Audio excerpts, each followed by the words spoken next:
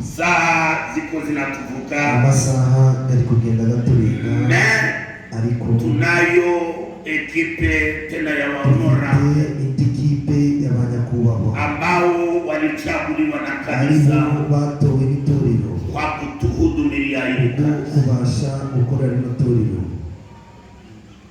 Kanisa la Mungu, itorero ry'Imana, kitu ya kwanza ndabaho, ikintu cya mbere ndabasaba kibanze mushime Imana baraka zenye Mungu aliweza kutubariki, imigisha Imana yabashije kuduhira. Baraka ya kwanza, imigisha za mbere z'itorero ni kupata watu wenye bataitika, ni ukubona abantu baremera birekura batumikie bateule, bagakorera itorero. unaweza kuta kidogo zaidi ya wabasha gusanga ku rusengero rutana runo ilishakosa ariko twarabuze abantu bo kurukorera. nawaza wakati Muhire alitoka mu Ruchuru, ndigutekereza igihe Muhire aliwapatia ile ushuhuda, yabahaye ubwo buhamya, kabambia arababwira mushukuru mushime Imana kwa kuwa Biblia inasema kuko Biblia ivuga ko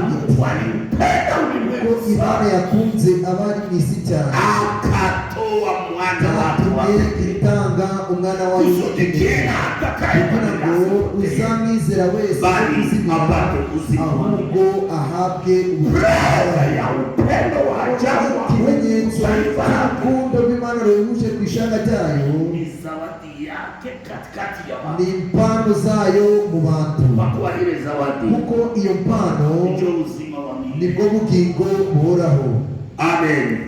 Kazi ya Mungu, umurimo w'Imana ni ukumenya uwatumwe n'Imana. uzima wa milele, ubugingo buhoraho ni kupokea mtume wa kwakira intumwa y'Imana. Bwana apewe Uwiteka ahabwe tulijaliwa neema twagiriwe ubuntu ya kupata ekipe ya waonora, ikipe y'abanyakubahwa. tumesoma pale verse imetuambia kwamba twasomye hariya umurongo uratubwira uti ni ubukozi mwili wa Kristo Yesu, umubiri wa Kristo Yesu. Bwana mwenyewe aliwekamo huduma tano, umwami we bwite yasizemo imirimo na itanu, mukanisa na mahali ariko mu itorero ryo mu karere Bwana akawekamo huduma umwami yasizemo ubukozi bubiri, buzehe kuba umukuru w'itorero ndetse n'abadiyakoni. Amen. Amen.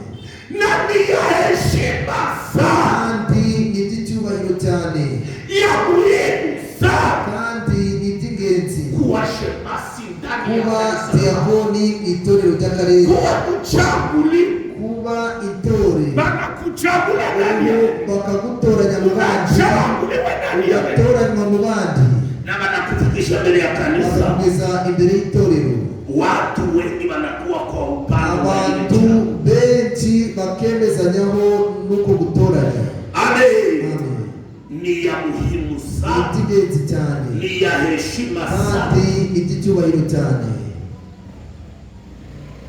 kama na mwenye iko na vifanya na mwenye iko na vitumika anajua utamani wavyo, nuri kubikora iyo azi agaciro kabyo na anavifurahia na vitumika na anavifurahia, akabyishimira akabikora yishimye.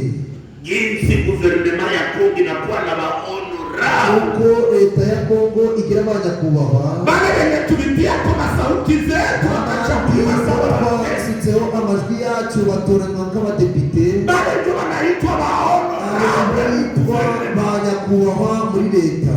na mukanisa la Mungu no mu aliye itorero ry'Imana nzima kunao waonora harimo banyakubahwa ambao ni washema. aribo badiyakoni.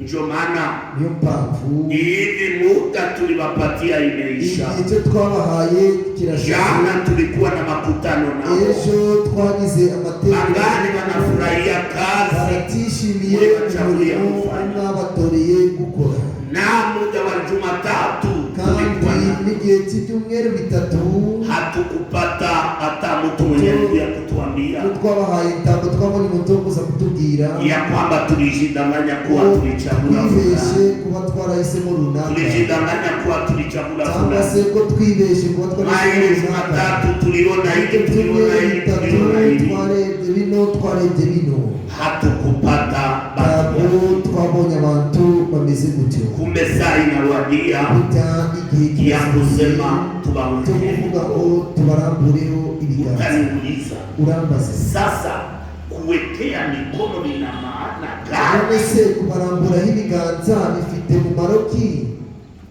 Ndiyo, si ni swali basi. Ingo kama kuwekea mikono.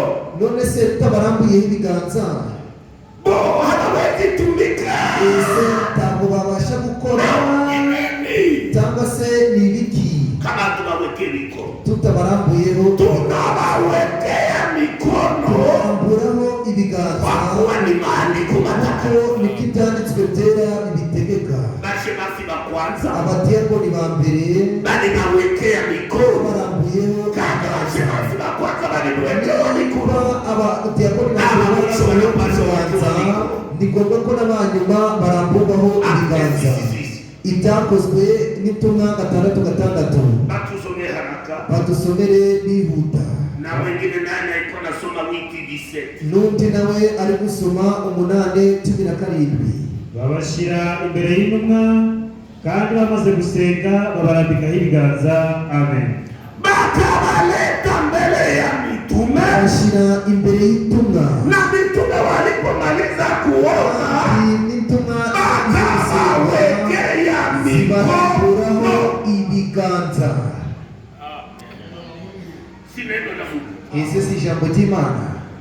Na bibi harusi wa Yesu Kristo, umugeni wa Yesu Kristo, hata nikionekana ni ya kidogo aye, nubwo umurongo wagaragara ko ari muto gute, tunawajibika kuitimiza. tuhatiriwe kuwusohoza.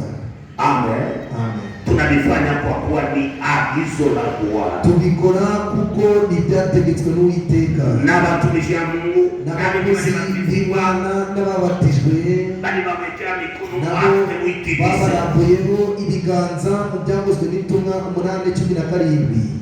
wakaweka mikono yao juu yao nao wakapokea Roho Mtakatifu. Babarambika ibiganza mikono maze nabo buzuzumuka wajazwa Roho Mtakatifu. Hii mikono Ibi biganza inafanana na mikono yenu, bisa n'ibiganza byanyu, tukiweka mtu kwa kuyaamini maneno ya Mungu, arakuyeho umuntu ibiganza twizera amagambo y'Imana, maajabu ya Mungu inafanyika. ibitangaza by'Imana Yatosha na mwenye anaiwekewako anakuwa na anaaminia nguvu katika ile kandi mikono. bikaba bihagije n'uri kubiramburwaho yizeye imbaraga muri ibyo biganza. Amen. Amen. Amen. Amen. Kwa kuwa kuko yote inawezekana kwa yule bishobokera n'undi wizeye.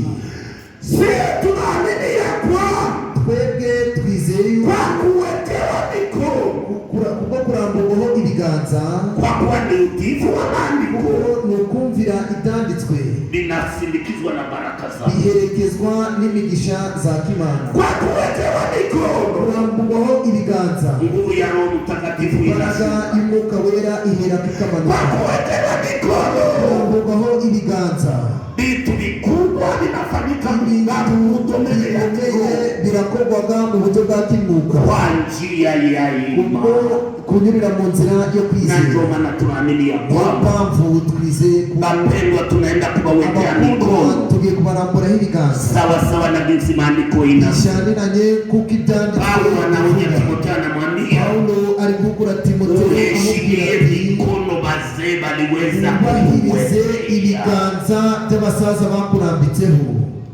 usibapatishe haya. kubakoza isoni. Na ndio maana tutaomba bashemasi Niyo wetu mpamvu turasaba diakoni bacu mikono tunaenda kubawekea, ibiganza byo tugiye baiheshimishe basi, tupatishe haya. kuzadukoza isoni. Basi watakaribia Noneho baregera bugufi ili tuweze kukoroka. kugira ngo tubashe gucuruza ubutumwite. Mapinduzi yatakaribia, Mapinduzi aregera nashira bugufi, imitima naye, nashira imitima na basi na pasi na musafiri na musafiri nashira mbere, nashira mbere. bale kwanza wakaribie, Abo by'ibanze begera kisha bugufi, tubaombeye, hanyuma hanyuma na wengine turabasabira nao tutawaombea. n'abandi turabasabira hanyuma. Angalia kanisa, Murareba itorero. Kleopa karibia. Kleopa egera hano bugufi. Ikaze mukundwa. Wala mwengerane kugirana amaboko mucyo. Bisa musubiriane mpanane mu mugongo gutyo. Okay. Wala Joba bashemasi yetu. Ngaba abatiakoni bacu. Egera bugufi mwene data. Kuko murabarambana mikono na nyie nguvu za Mungu zenye ziko mu mikono yenu. Niba barambura zitaweza kuzunguka wote pamoja. Imana ziri mu biganza byabo kubitwa yabo bakose. Basenguruka ariko mu baramburiyo ibiganza abakoreho. Akomsa ngerero ataweza kuomba. Ngiriro arabasha kuomba isengesho. Bamuhe mikoro. Ngiriro arabasha gusenga. Tunakushukuru Baba yetu, tunakushimiye Baba wa twese, Mungu wa maajabu, Imana y'ibitanga, kazi zako haziwezi kuhesabika. Asante kwa kuwa umefanya kazi miongoni mwetu, ukoze umurimo hagati jina lako lipewe sifa. Mungu mzima, Imana nzima, Mungu wa neno lake, neno ulilolisema enendeni kuulimwengu ukatangaza habari njema, watakaoamini watabatizwa, na wapendwa waliamini au watabatizwa, na ulisema ishara na maajabu itafuatana. Kweli kwa maishara tumeona watu wa kutumikia. Baba upewe sifa. Tunawaleta kwa mikono yako, wamekuwa na nia nzuri ya kukutumikia. Tunaomba mjina la Yesu Kristo, sagizi maandiko imesema waliwaleta mbele ya kanisa, nasi tunawaleta mbele zako.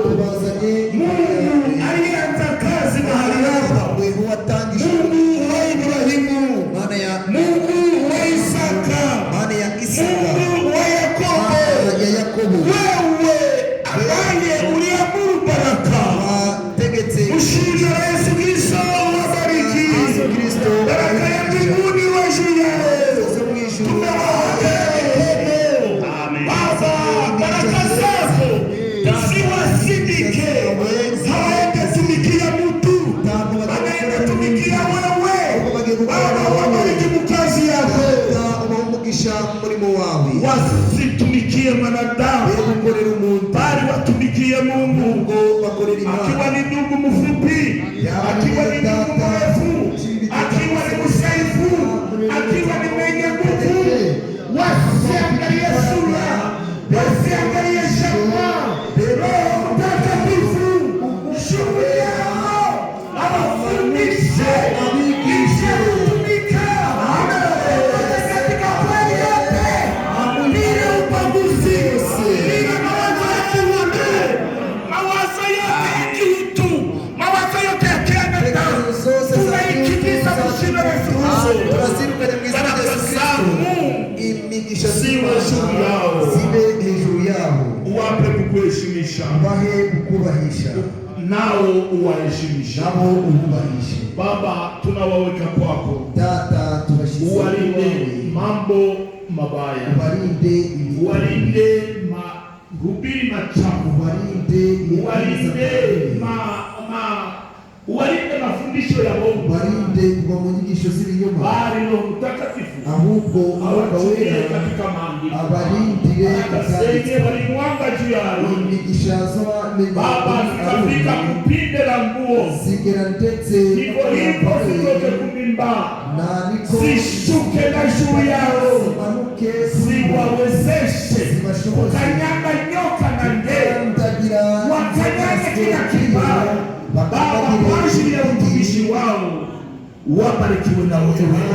Tunawawekea mikono mshina la Yesu, uwasindike Mungu, uwausikie Baba, uwabariki Mungu, wawe mikononi mwako, mshina la Bwana wetu Yesu Kristo.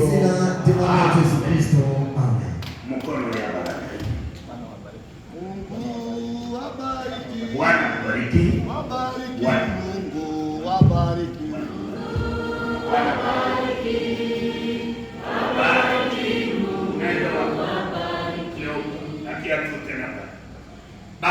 Administrateur tunakuwa abakinga mu kibuga Jonathan dufite Banywana Leta na Lubutibwa Patrick na Turikumu Dusenge nabo baregera hano ikaze.